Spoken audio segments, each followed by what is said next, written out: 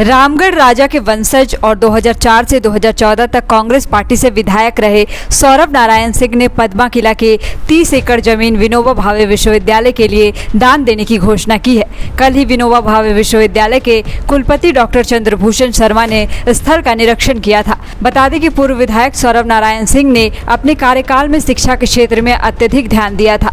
उन्होंने कहा कि हमारे दादा राजा रामगढ़ कामाख्या नारायण सिंह संत विनोबा भावे के भूदान आंदोलन के सक्रिय सदस्य भी रहे हैं। उन्हीं के विचारों से प्रेरित होकर आज शिक्षा के क्षेत्र के लिए विनोबा भावे विश्वविद्यालय के लिए यह जमीन देने का काम किया।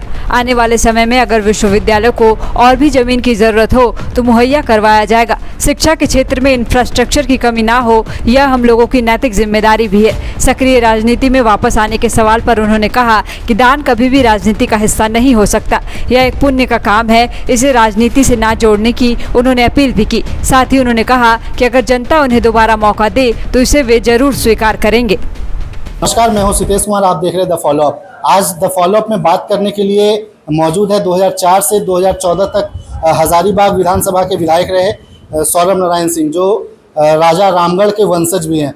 आज एक बड़ी खबर आ रही है कि इन्होंने विनोबा भावे यूनिवर्सिटी के लिए 30 एकड़ जमीन दान में दिया है इंफ्रास्ट्रक्चर बनाने के लिए। आइए जानते हैं। पहले तो बहुत बहुत स्वागत है आपका। ये खबर आ रही है सर, इसमें क्या? नहीं, हमारा जो पद्मा किला है, जो हमारे पूर्वजों का किला है, तो वो हम चाह रहे हैं कि पद्मा किला में अब विनोबा भावे विश्वविद्यालय का एक दूसरा कैंपस वहाँ पर स्थापित करने का हम लोग प्रयासरत हैं। कि क्योंकि वहाँ पर जो किला है उसके लिए हमने माननीय महामहिम गवर्नर साहब से मिले हैं और माननीय मुख्यमंत्री श्री हेमंत सोरेन जी से भी मिले हैं, और हम चाह रहे थे कि इसको डेवलप हो जाए जिससे कि हिस्टोरिकल वो भी रहे और आगे चल के इसमें विकास भी हो सके। ये सर प्रोसेस पहले हो गया है अभी या फिर? नहीं, अभी तो हमने शुरू किया। तो माननीय वाइस चांसलर साहब का कल दौरा था, तो उन्होंने ज़मीन देखा, उन्होंने पसंद किया है कि नहीं सर आप अच्छा कर रहे हैं, हम लोग इसको ले सकते हैं।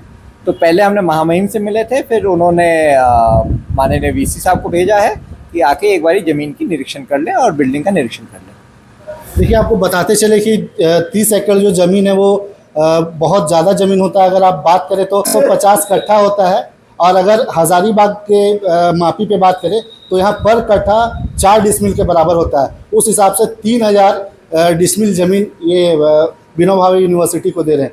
तो ये सर बड़ा मतलब इस टाइप से कर रहे हैं कि राजनीति में आप बैक होना चाह रहे हैं या फिर बैक आ रहे हैं? देखिए, राजनीति अलग है और ये एक हमारे परिवार और हमारे जो पूर्वजों का जो इतिहास रहा है।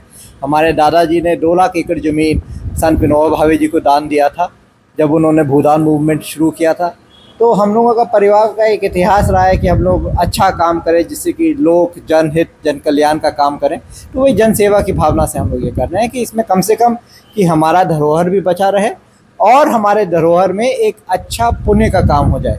क्योंकि लोग कहते हैं कि कोई कहता है कि होटल खोल दीजिए, कोई कहता है कि ये कर दीजिए, वो करिए, वो सब में हम लोग उसमें मुनाफा और ये नहीं कहते। हम चाहते हैं कि इसमें कुछ ऐसा काम हो जिससे कि जनहित का काम हो।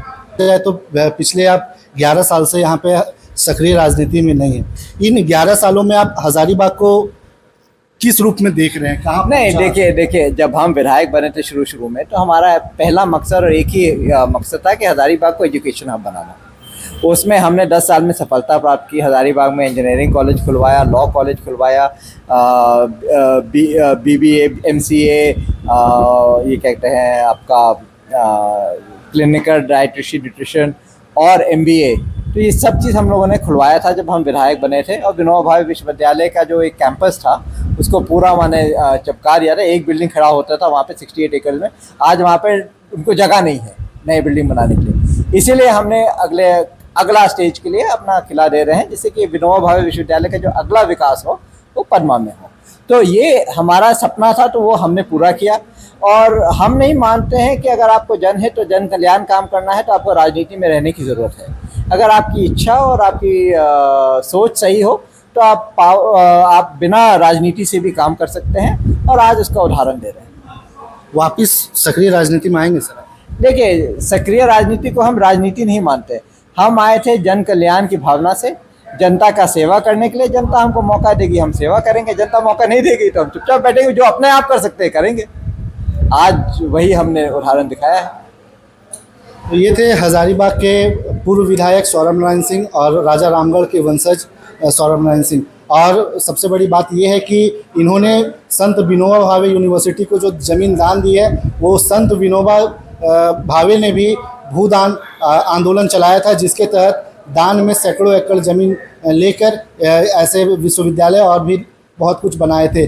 आज उसी क्लब में अपना एक स्टेप आगे बढ़ाकर 30 एकड़ ज़मीन को विनोबा यूनिवर्सिटी के लिए इन्होंने दिया है। फिलहाल के लिए इतना ही। गोल, जहां 27 वर्षों के सफर में 17,000 से भी अधिक छात्रों ने डॉक्टर एवं इंजीनियर बनकर भरे सफलता की ऊंची उड़ान, जहां साधारण छात्र भी झारखंड टॉपर्स बनकर बना रहे इतिहास। दूरदर्शी शिक्षाविद श्री विपिन सिंह के मार्गदर्शन में मेडिकल एवं इंजीनियरिंग के लाखों छात्रों के लिए आशा की किरण के रूप में गोल, नेशंस लीडिंग इंस्टीट्यूट। बायोम सिर्फ मेडिकल प्रिपरेशन का संस्थान। बायोम से लगातार दूसरी बार नीट यूजी में 700 मार्क्स पार। 10th पास स्टूडेंट्स के लिए फाउंडेशन कोर्स, 11th पास स्टूडेंट्स के लिए फ्रेशर कोर्स और 12th पास स्टूडेंट्स के लिए टारगेट कोर्स 17 अप्रैल से शुरू हो रहे हैं। कॉल 7360066190 और visit Biome, circular road near women's college and Hinoo, Ranchi. thefollowup.in. Like, share and subscribe. www.thefollowup.in